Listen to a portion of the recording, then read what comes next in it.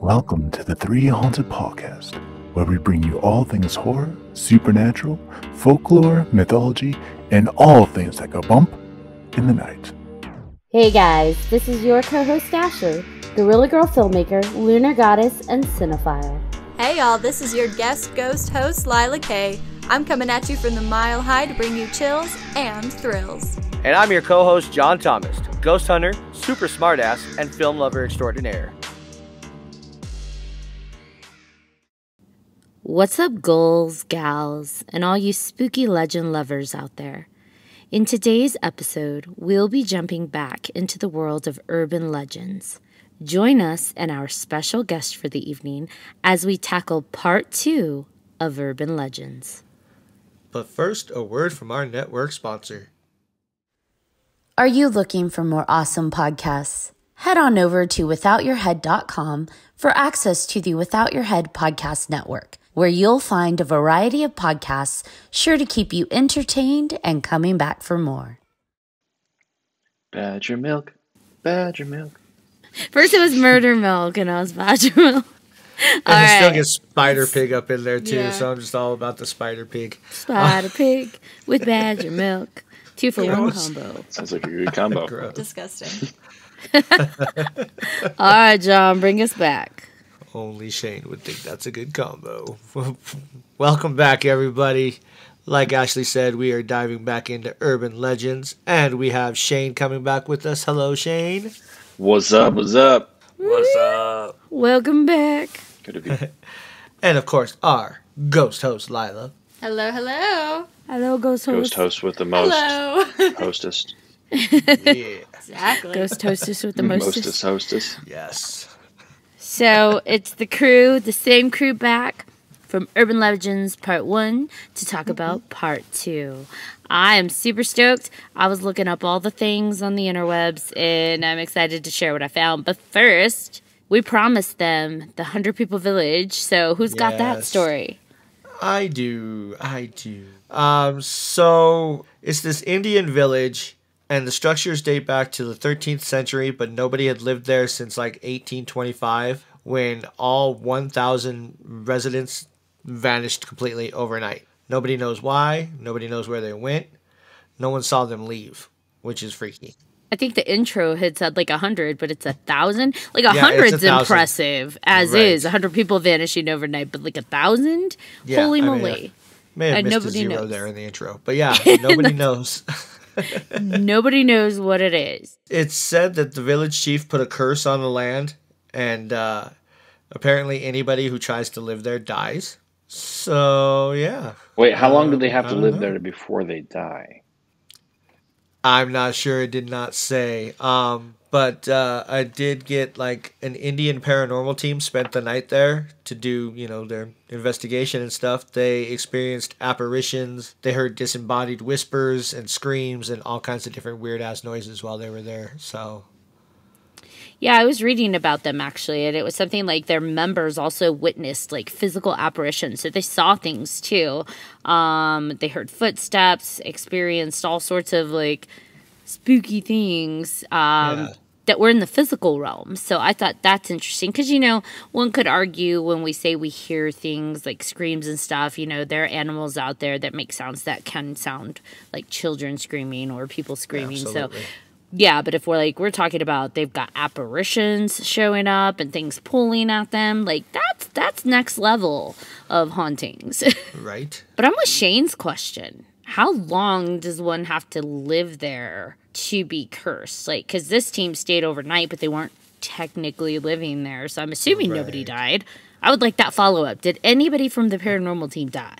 Yeah. Right. Oh, let's hope not. Because Zach Bagans, Zach Bagans has had a couple people die from his team, that he associated with, like the medium. Then I guess they lost their eyesight and all that stuff. So, it's got to be true because Zach Bagans went through it. Yeah. It's that same place? No, totally unrelated. Oh, No, just in general. Yeah, just in I general. thought he took his team there. I'm like, what? He just likes to bring up his least favorite paranormal investigator. And this village, this is located in, what is it, Kultara? Yes. Where's that? Yes, I think that's how you say it. Kuldara, India. Ah, Yeah. got it. Yeah, I'd be curious, like, how is that even when you have places like that? Because that's a whole place, right? Like, it was a village. Yeah. So when you've got land like that nobody wants to live on, nobody wants to buy, and I doubt, and I say this without certainty, but I doubt that the government wants to, like, farm on there and things like that. So what do you do with land of that size? Just leave it be? Like, is there a sign that says if you live here, you die? Like, what, what do you do? I don't know. I guess you kind of go down and you investigate and try living there for a little bit and just see if you die. I don't know. See if you die, yeah, let's do that. Oh, we all do eventually. Some are trying to expedite it a little sooner than others. Yeah. I curse you to die from old age. Oh, that's not too bad.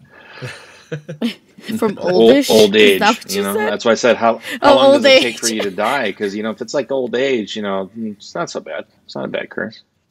Right. Or do you just disappear like these people? Yeah, if it was like something like The Grudge, where you just would get pulled under your blankets and disappear into nothingness, then yeah, that'd be creepy. Right.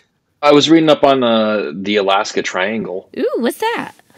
The Alaska Triangle, it's encompassing an area ranging from near Juneau in the southeast and northern Barrow region to the western metropolis of Anchorage. Alaska's answer to the Bermuda Triangle is comprised of the most barren wilderness in the U.S. and apparently craves souls. Ooh. More than 20,000 people have gone missing without a trace in the area during the past half century alone. Are they being consumed by mythological beings like the beastly Kulut or the ghoulish kidnapper Kualapalik? I don't know. Lost on extreme hikes or simply vanishing into dark vortex? Nobody knows, though it's not for lack of trying. So when the government lost House Majority Leader Hale Boggs' Cessna to the Triangle in 1972, a massive search turned up tons of conspiracy theories, but no bodies. The area has been associated with evil spirits and Tlingit lore for centuries, attributed trickster demons for luring people to an icy death. Others believe the area exists amid an electromagnetically influenced vile vortex. Still others think it's a Darwinian result of explorers taking on nature. That's probably what it is. But regardless, the area continues to claim people, and underneath that massive blanket of snow and rock likely lies one of the largest and best preserved mass graves in the world. Which is making one hell of a vortex. Yeah. Yeah. Right. So that's interesting because we don't often have like urban legends and stories in conjunction with like popular or notable figures, right? I think this is the first one we've heard where someone prompted an investigation, right? Like someone, a politician disappeared, so they're like, okay, we should probably look into this. Like 20,000 people died. Right? And they're like, yeah, whatever, it's a thing. But then one dies and they're like, oh man, we better do an investigation. Like, it's interesting how that works. Well, it was not only just a man, it was a man and his entire plane. The wreckage was never found. Nothing was ever found. It just disappeared. So, I mean, it's Alaska. They could definitely have gone over a cliff and got buried by snow and trees and rocks and stuff. But, it's pretty crazy that an entire aircraft, I mean, it's a Cessna, so it is a small plane. It was eaten by a bear. I wonder how many triangles there are out there. Right. Like, we have the Bermuda Triangle. Apparently, we have the Alaskan Triangle. I wonder how many are out there and if anyone's ever tried to map them to see where they coincide on the planet. Where are they in comparison to, like, the magnetic poles? And I don't mean in a metaphysical, like, woo-woo way, but, like, is there something scientific? Like we see in other planets, right? We see, like, storms on other planets from the surface, like surface technology of like taking pictures and stuff, where we see storms kick up and they follow like a specific pattern or specific season. So I wonder if that's ever been done in correlation with our specific triangles on Earth. Because maybe there is something scientific behind it where during certain times of the year, freak storms occur or something happens. You know what I mean? That we just maybe aren't aware of that causes those specific areas, like hot spots, to create triangles of mass destruction. Yeah, I mean, I could definitely see that. I mean, there's a lot of stuff in this planet in this world that we don't understand that exists right in front of our eyes. Just because we can't see it doesn't mean it's not there. And it's kind of like the quartz deposits underneath the Shining Hotel. There's Mother Nature can impact the spiritual realm or the metaphysical realm, or the other dimensional, or however you say it. I'm sure that can pull and influence us to kind of see that stuff. But I for sure think that there might be something going on as far as like why would there be more than one triangle? Why would there be more than one area with that kind of characteristic, where people just disappear? Yeah, unexplained disappearances of large proportions. Yeah. Yeah. Right. Interesting. Yeah, and I think, we're talking about, I wonder if these patterns or these things happen. Also, like Ashley, you were talking about the storms, and maybe this isn't the right term, but there's the Coriolis effect.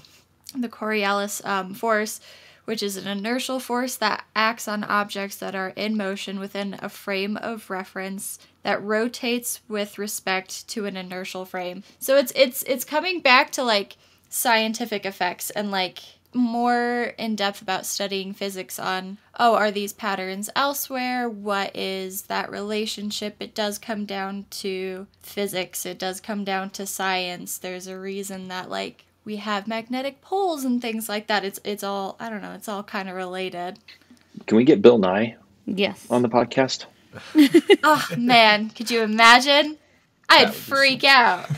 I guarantee you that some of these triangles probably lay within specific regions of like air currents, and we don't know yet necessarily on a common like knowledge scheme of things what magnetic poles in conjunction with these air currents, in conjunction with potentially like solar flares and the impact that it has on Earth systems, what that like those little perfect storms do. So hey, who knows? Maybe that's what it does.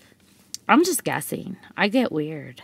I think the not knowing is cool. Yeah. I think that's fun. That's exciting. And it makes us want to go visit there, and then disappear. Just see what happens. And then disappear. I'm good. No, that's okay. I think the 20,000 people all had the same feeling. Makes me ask questions. Yeah, Let's go see what it is. Or the 1,000 people in the village that disappears. Let's go see if it's true. Yeah, I think it's a little easier to kind of come up with these conspiracy theories that sound a little bit more grounded and like, well, that makes sense. It's over the ocean, or it's over, you know what I mean?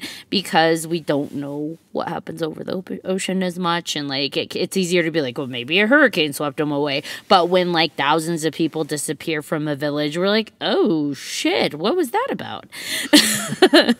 But, yeah. I don't know. What a coinky dink. Oh, darn. Maybe they all ran away. All thousands staged a runaway at the same exact time. It could happen.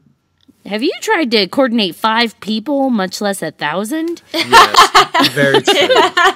Very true. I've seen it happen. Well, yes, military Okay, yeah, but is not easy. No. So have you heard of the Scandinavian Jenganger? And I don't know if I'm saying it right. Basically, it's a ghost zombie. Ooh. Yes. And go on. It dates back. Yeah, it dates back to the Vikings. So hot, right? The belief is that they've got like the physical appearances of a zombie-like creature, but they still possess their mind and their memories. So it's more like ghost-like. So it's a hybrid of both of those. And it's interesting because it's kind of the idea of what they do and what they are kind of has changed over, the centuries, as things do. Stories change and evolve as society does. But they are actually, back in the day, back in the Vikings time, they were believed to be fairly common. Are you talking about Draugr? I could spell it for you. Spell it. Gjenganger. Oh, I haven't heard that one before. Yeah, that's interesting. A mouthful of letters.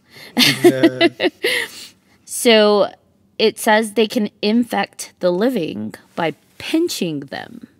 So you don't even have to be bitten by them. They can pinch you when you turn into one of these things. And so it says leprechauns. It says they pinch you in your sleep. Oh, that's creepy. And the pinched person will then be marked for sickness and death, and you eventually become one of them. So, Jeez. yeah. It's an interesting urban legend and creature. Again, I'm not quite sure if I'm saying it right. So any listeners, if you know Scandinavian languages and you know how to say that word, drop us a line. We'd love to learn how to say it. Yes. I'm going with Jengunger, but, I may be slaughtering that. Every time you say it, I think of Jenga. Sorry. I'm not very well versed in Scandinavian pronunciation, so. Well, Scandinavia was a little bit different than Norway, so that they might have different pronunciations for things, but I've never heard that word before. Usually they're referred to as draugr. It makes me wonder, though. They think that you were pinching your sleep, so when you wake up, you're marked for death. And so that leads me to believe people were waking up with, marks on themselves, right? Like pinch marks of some sort. And then that person would become sick afterwards. So I try to think back to, that time, back when we have Vikings and stuff, and what did red marks and welts like that represent? What could these people have been potentially getting ill with that would eventually manifest into illness and sickness? Do you know what I mean? What illness was out there? Yeah, because if it's not a bite mark, then there was nothing infecting them. I mean, it's Europe. It could have been smallpox. I mean, the Europeans brought smallpox to the U.S. to the natives, and measles, mumps. Mm-hmm. So maybe it was also some type of foliage or something that was around, sort of like a poison ivy type of situation where they were going through these different environments, and that has, different trees and bushes and things like that living in them. So maybe it was something to do with the environment itself that was causing this illness that kind of just got spread and taken over from there. Yeah, it's funny back then, if they couldn't explain it, it's immediately paranormal. That's the same way it is now. We don't do it any differently. I just blame it on Donald Trump. Ay. You would. Well, hey, since both of you are in Colorado, have you gone over Riverdale Road yet? No, not recently.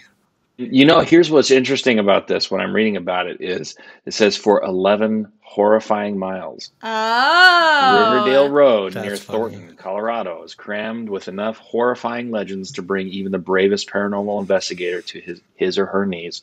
From a ghost hunter attacking parked cars on Joggers Hill to various demons and even a phantom Camaro, revving up and down the winding road. Yep. But the gates of hell seems the epicenter. The physical iron gates are now gone, but what remains is the partial shell of an old mansion where a madman is supposedly burned his wife and children alive. You guys know about that at all? Yeah, I mean, I read up into it. Yeah, last time when I mentioned You've been Riverdale up there? Road. I've been up there. Yeah. So are the remains of the house there? That part I don't know. I don't think I went far enough. But like I mentioned in the last Urban Legends episode, they had the hitchhiker and all that stuff. That's right. You did mention the hitchhiker. Yeah. Holy shit, 11-mile road. Yeah, Riverdale Road, and now it's all come full circle. I forgot about that one, the 11-mile part. But yeah. It says, left behind are the barren, charred plot of land and a white-clad woman who wanders the area. She's joined by the ghosts of slaves, supposedly hanged from the now charred tree. Go ahead and run away when you see something creepy like an ethereal pack of dogs. You're probably just going to bump into something worse, possibly hell, a portal to which some believe in is here. That maybe explains why so many demons were conjured in a weird underground chicken coop near a set of underground tunnels. There's underground tunnels there too? That's new to me. It's unknown when things got really hairy, though. Given the spirits of ghosts of slaves, it's safe to assume terrible things have been happening on Riverdale Road since the 1850s. And each time something terrible happened over the decades, it's just kind of got stacked into this nesting doll of a horror show. Interesting. And for those who aren't understanding why we're so fixated on 11-mile road, listen to the last episode. Yes. Yeah. Wow. That's oh my gosh, 11 All right, road. Ashley. That is Time to put this on YouTube. insane. I was Come going on. to say. You could. Go play. You know what? I will get in a car and drive up there with one other person. Because remember, 11-mile road game can only be played by yourself. Yeah. So I will feel fine if I have one other person with me. I will absolutely drive up to Riverdale Road and to the ruins. I'll go with you. Let's do it. I will do it. Yeah, like we could all three of us go, but but I'm not playing 11-mile road by myself. No. Before Lila gets into one of hers, Ashley, did you tell us something about 11-mile road earlier? She totally did.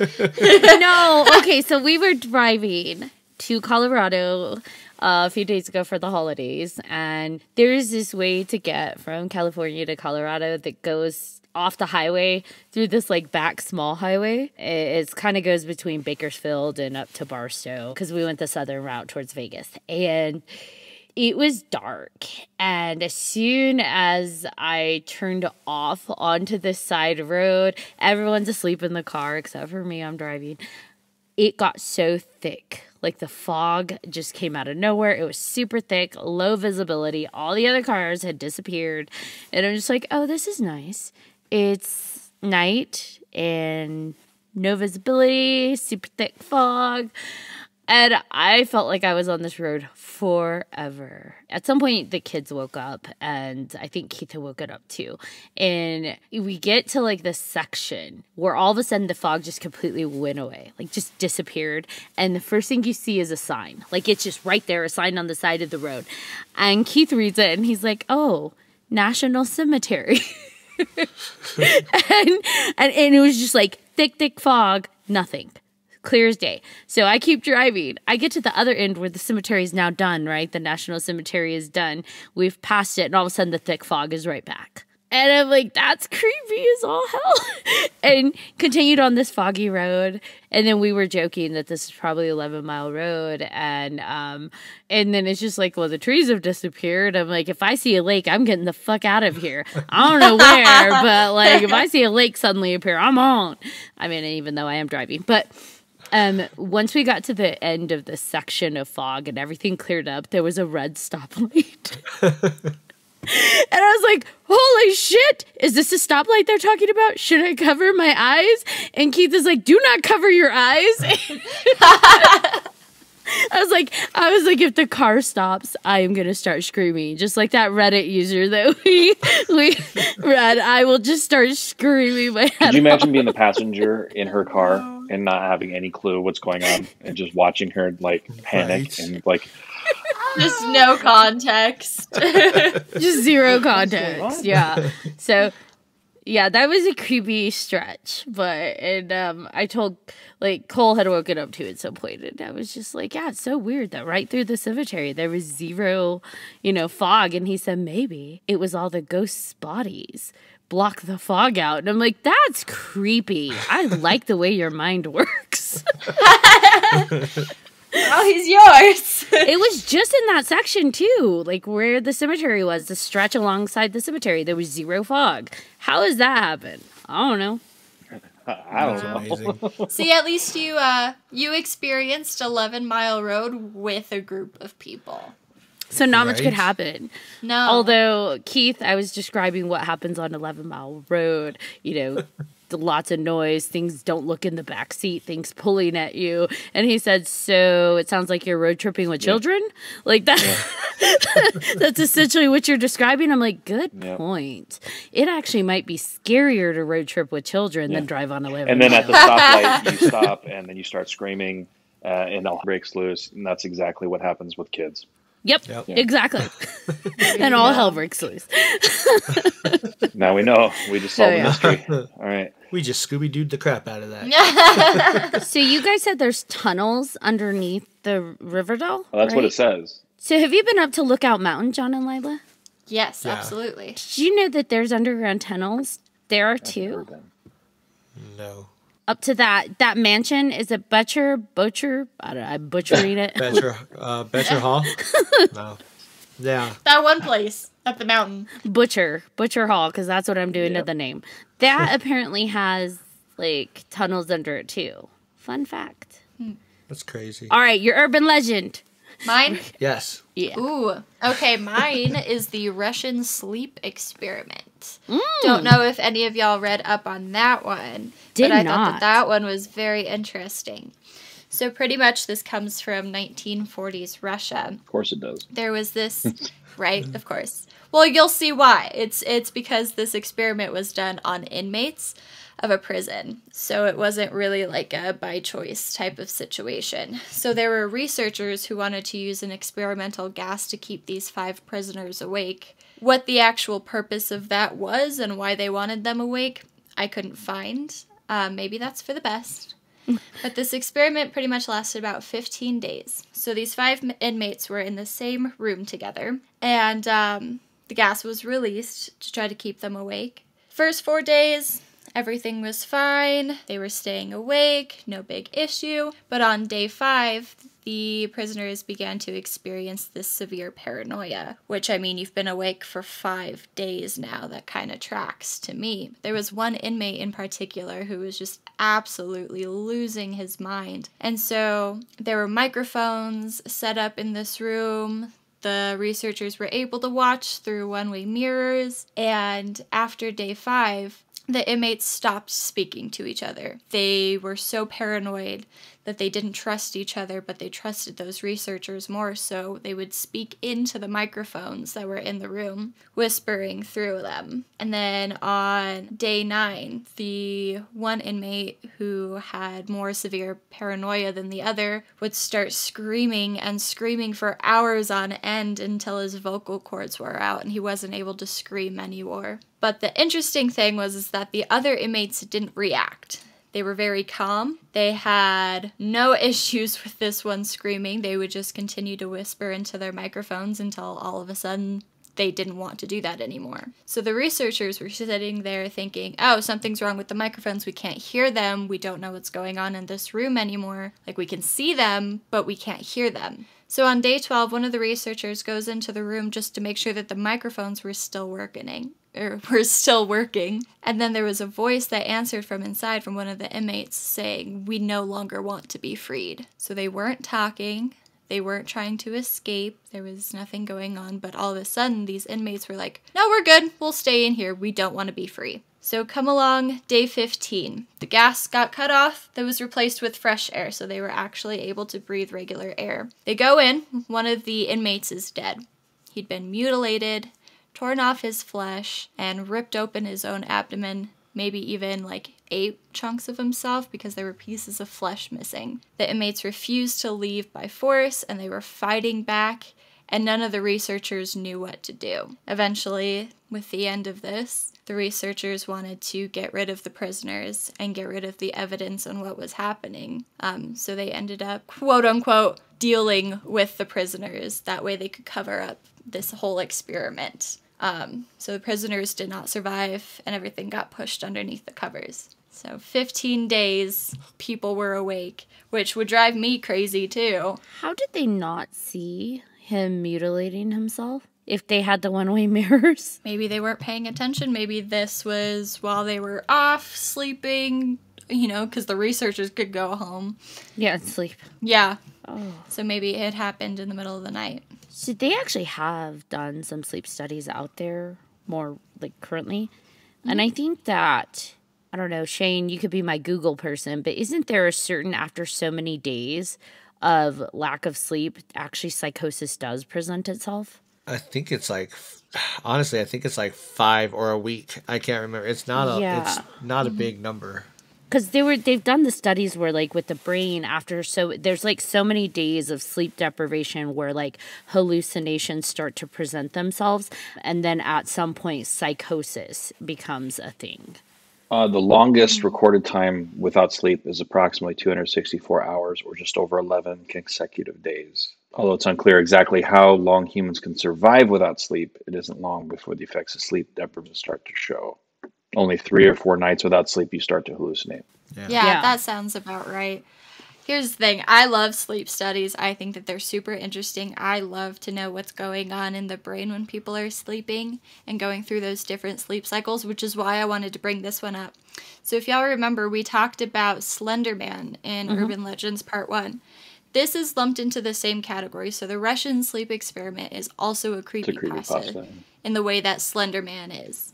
Okay. So this, obviously not true, not a real sleep experiment from 1940s Russia. But can you imagine? Like, I feel like that's not totally unrealistic. You go days and days without sleeping, something's gonna happen. I'm sure in former Soviet Union, they probably did stuff like that. It's not like beyond the imagination. Like in 1940s Soviet Union, I'm sure scientists were like, let's see how our prisoners going to respond to this. Yep, absolutely. Yeah, because I mean, sleep experiments are super cool, but I also, I understand that it was practice in the past tense where people would use prisoners to experiment on. So I like that this story is a blend of those two things, because it's awful and it's disgusting and it like makes me feel really bad. But it's also like terrifying. The idea that like these people just went insane after now 2 weeks of going without sleeping. Of course they're gonna like start to hear things and do things that they're not gonna be too proud of. But I think that there's like a paranormal twist with the "we don't want to be freed." Right. So I enjoy that one too. That very much could be a real thing, because so I am a chronic sufferer of insomnia. So I've gone at most without zero sleep, I want to say 3 days. But I have gone for about an hour to 2 hours every night for about 14 days. And I had to, eventually, like, you crash hard from that if you don't sleep. Oh, yeah. So then I slept for like 24 hours.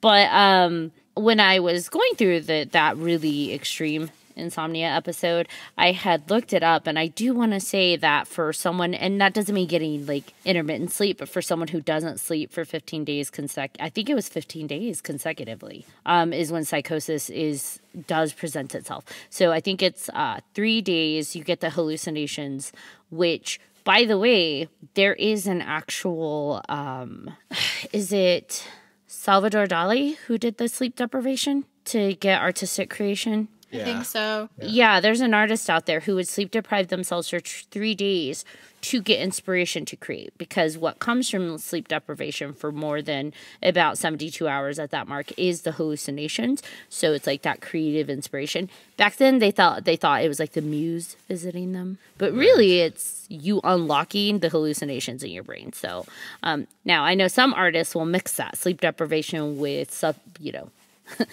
illegal substances and see what happens. I don't recommend that. Like, just so we're clear, listeners, I do not recommend that. But yeah, that's an interesting one. I like that you brought that one up. That was good.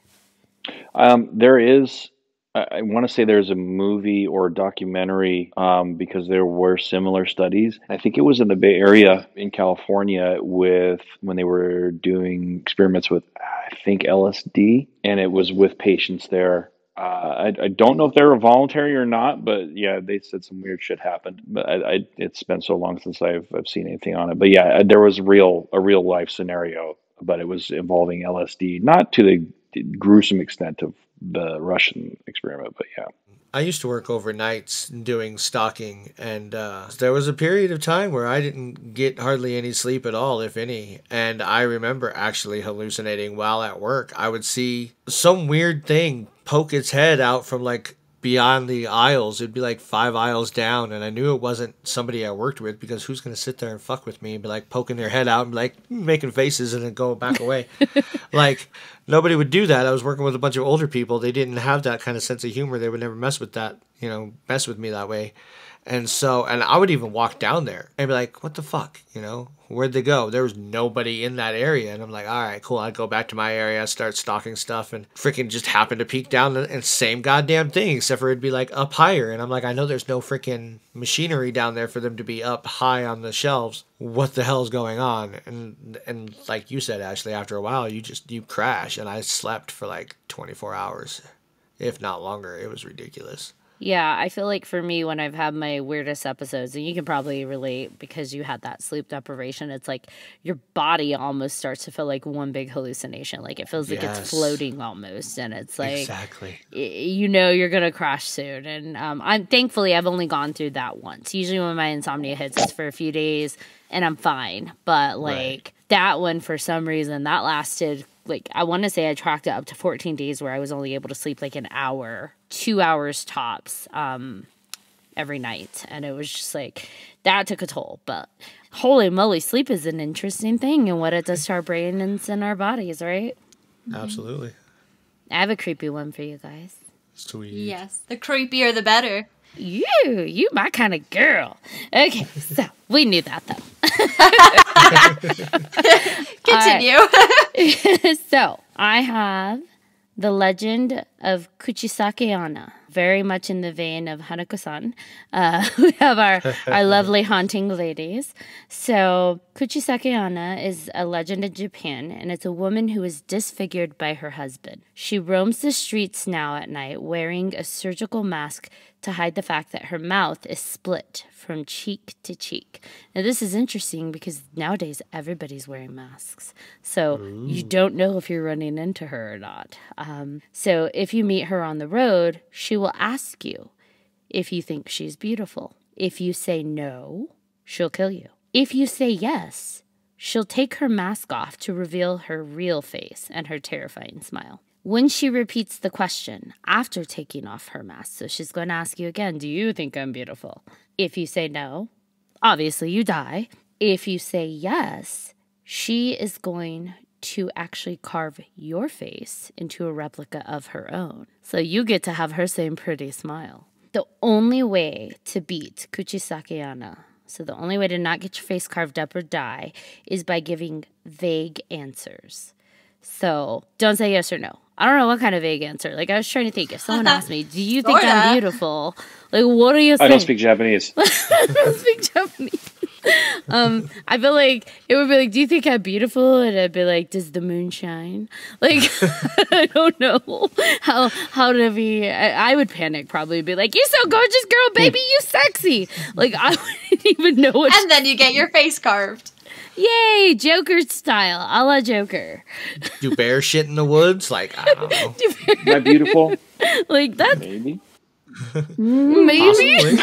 I don't know. Are you? To somebody. Put it back We on have her. different beauty standards. It'd be like, beauty is in the eye of the beholder. Do you think you're beautiful? Uno reverse card. Yes. Exactly. I feel like, yeah, and that's extra creepy because right now everybody wears a mask. So, like, if someone comes up to you, it's just like, I don't want to talk to you. Stranger danger. Just don't even. The funny thing is it's probably going to happen to Ashley since 11 Mile Road basically happened to her too. So. Someone walks up to you and asks if they're beautiful. You say yes. I would panic, and I wouldn't even know how to. I just would freeze. Start speaking Spanish. No comprende. Or I would respond, Right, Am I beautiful? Why are you needy? Why are Right, you yeah. taking so much? What about me? My feelings matter What about too. me? Eventually she just leaves. She's like, I can't do this. Right? Like, that was a Right. psycho. On we go. Oh, the other funny thing, when I was driving on that road, by the way, I saw a red light on the other side, like way on the other side. And I'm like, look, someone's playing 11 Mile Road. Like, across the way, there was like a random red light. I wonder if two people could do that and actually end up at the same time, but two separate red lights, and you see each other like that. That'd be fucking And you're weird. both looking at each other and screaming, ah! Right? There's only one way to find out. No. Come on. And then you realize it's you in the other car. Oh, that's some trippy Twilight Zone shit. I like it. Plot twist. Right. Yeah. All right, who's got the next one? I have one from South Africa that involves a bathroom, and it involves a girl named Pinky, who is not fond of the color pink, and ironically enough, her hair is bright ass pink. Oh, been there. And she actually murders girls who have on pink underwear. Well, I'm fucked. No, I'm just kidding. Yeah, girls can see her, but boys can't. I think it was something to keep girls off of the streets, basically, which doesn't make sense to me if it's in a bathroom, but whatever. Let's Google. I mean, maybe there's something we don't know about the culture where, like, pink underwear is used by Right. certain, Like, because I think about, you know, the red light district, certain outfits in like different countries have represented certain work types. And even here, Right. you know, streetwalkers tend to wear kind of specific wardrobes. So maybe pink underwear is a thing there.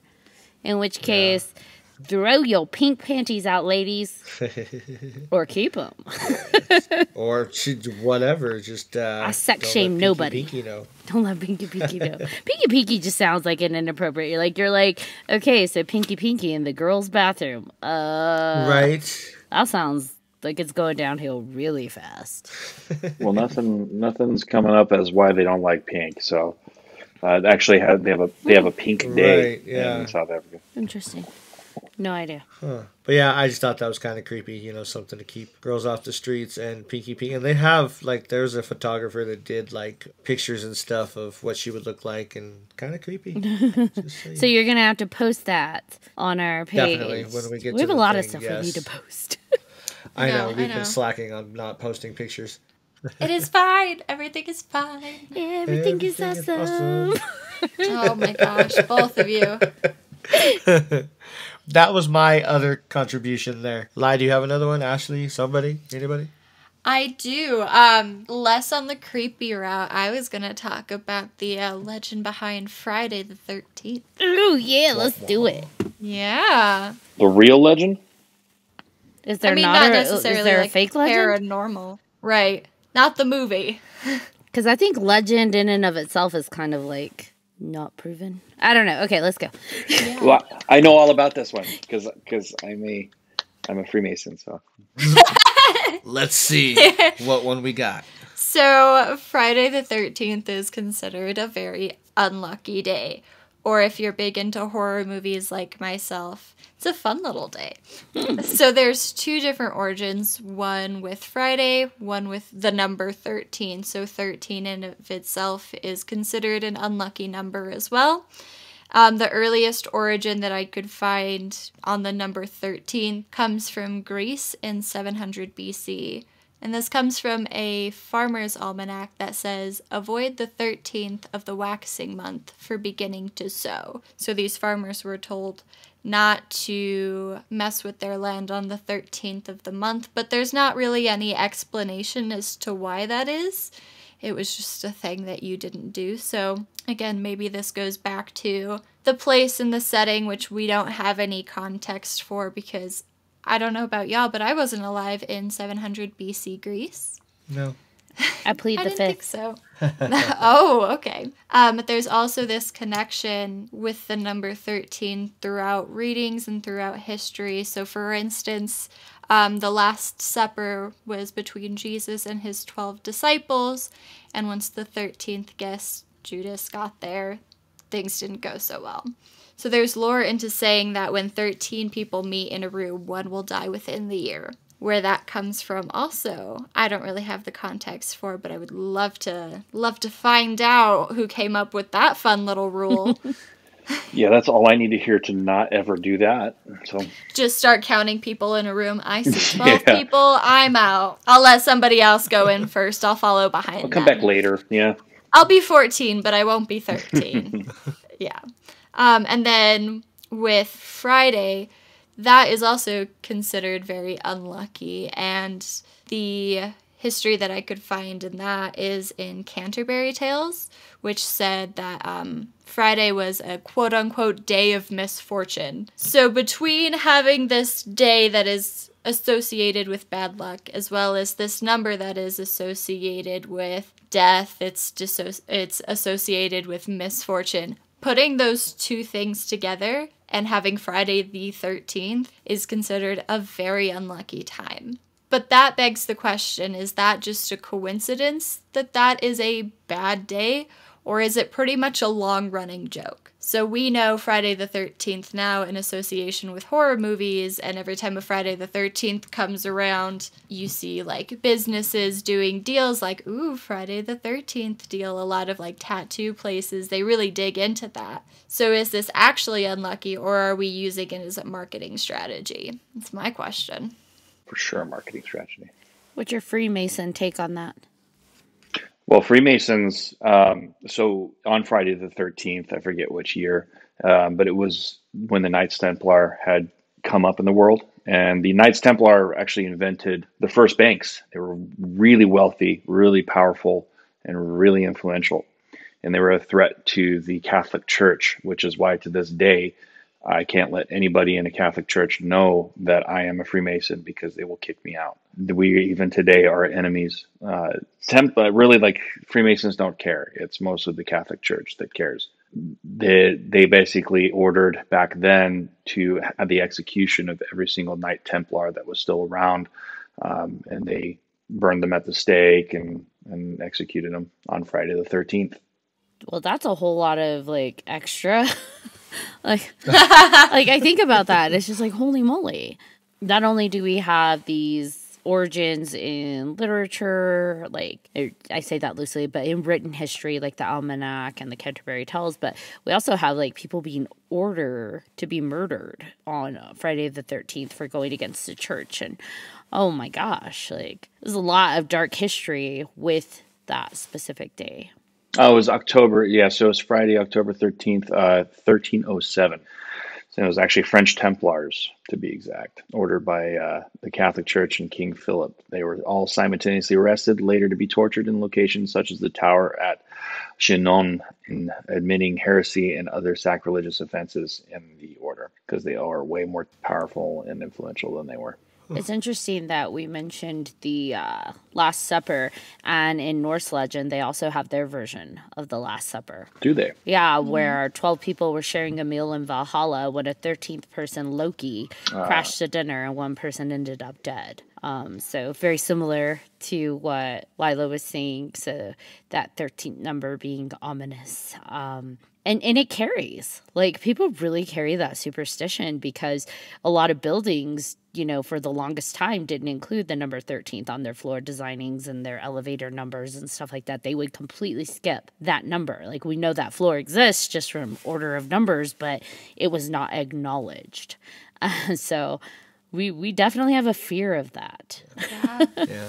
I mean, growing up in the 80s, I vaguely remember elevators not having a 13th floor button and asking why, and I don't think I ever got an answer. It was just, they just don't have it. I'm like, well, how do we skip a floor? But whatever.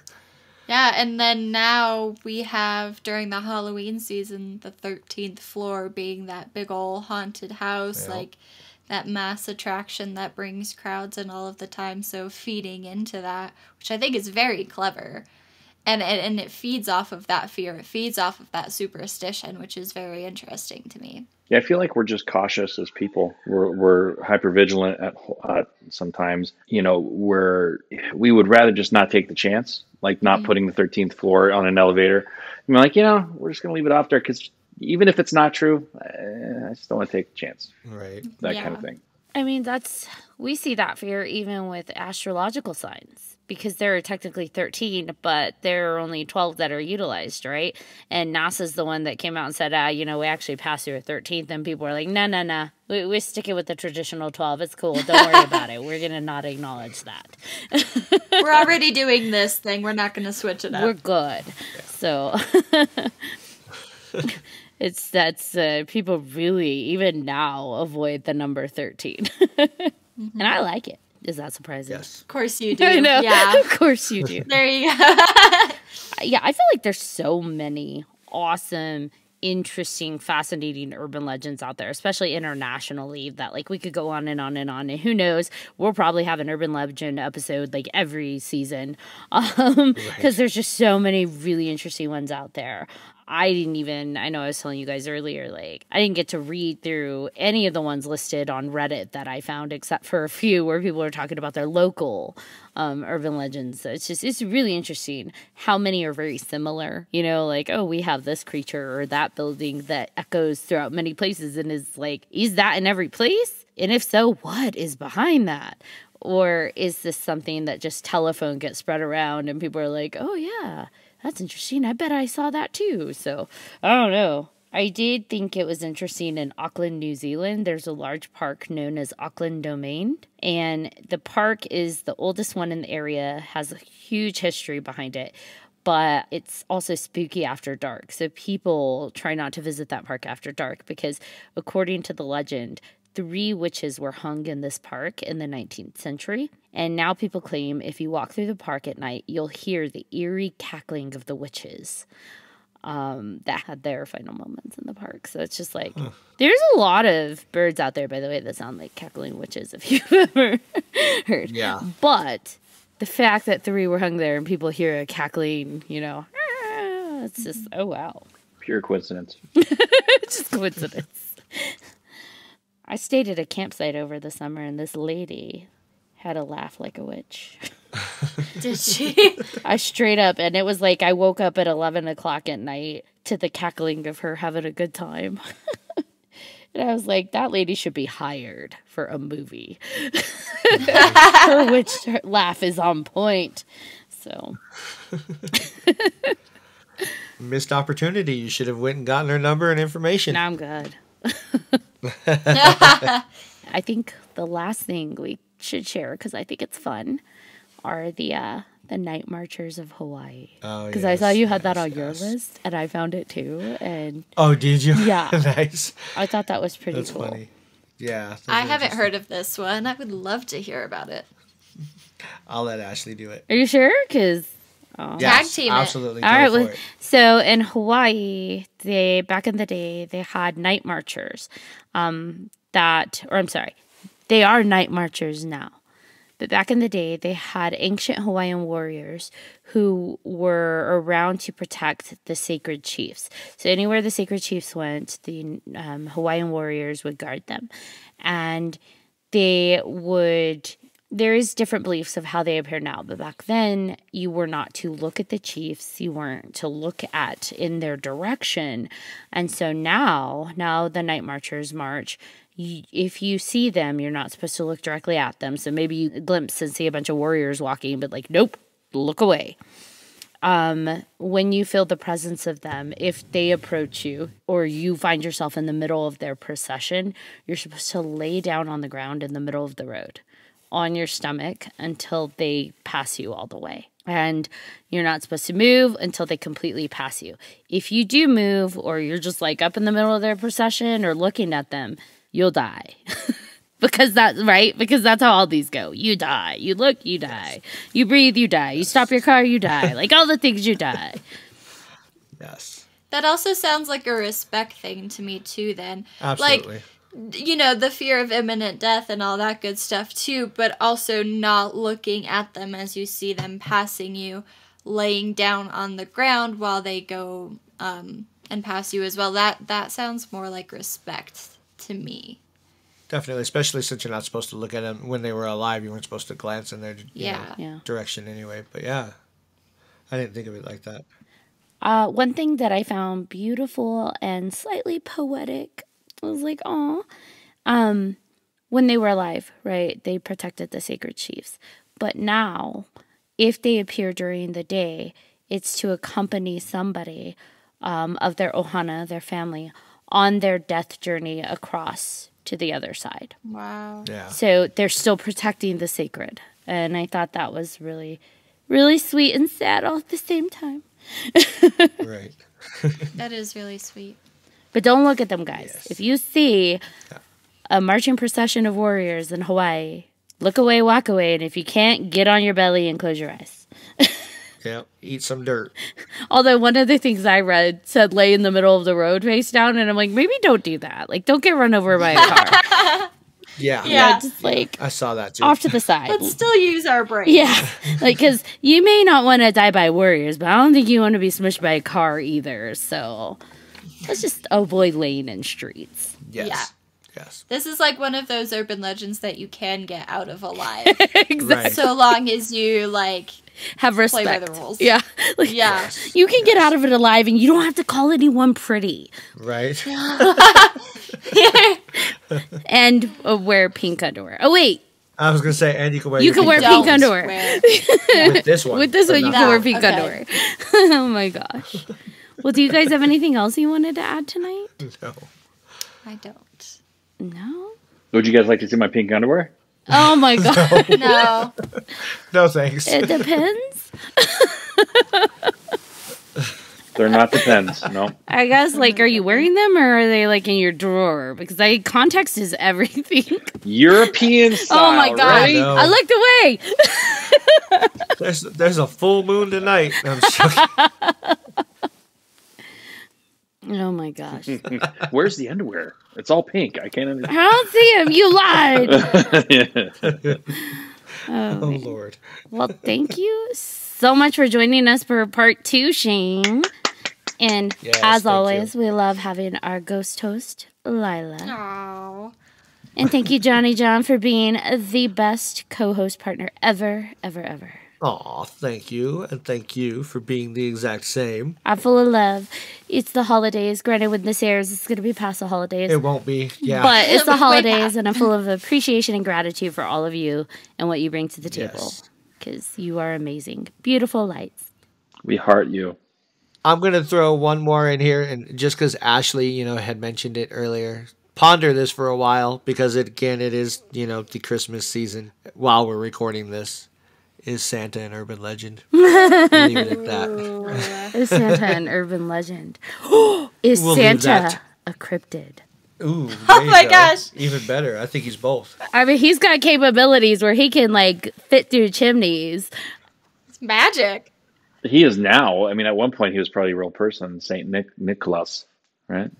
Right. There you go. I just wanted to throw that out there because I figured Ashley would do it earlier, but no. I did. Oh my gosh, we gotta talk about Santa in the next Cryptids or Urban Legends episode. We're gonna next do it. season. Yes. We're going to talk about Season this. 3. Woohoo! Season Santa 3. Claus is coming to 3Haunted. Oh, Santa Claus is coming to town to haunt your house. All right.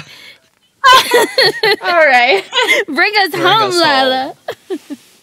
Thank you again to Shane for joining us on this episode of 3Haunted Podcast. I'm your guest host, Lila Kay. I'm John Thomas. And I am Ashley Lunar Goddess. If you have any questions, episode suggestions, or comments, please feel free to email us at 3hauntedpodcast@gmail.com. And if you haven't done so already, be sure to like, follow, and subscribe to all of our social media so you don't miss a moment. We'll see you in the next one, Metapals. And just a reminder, be careful where you wear your pink underwear.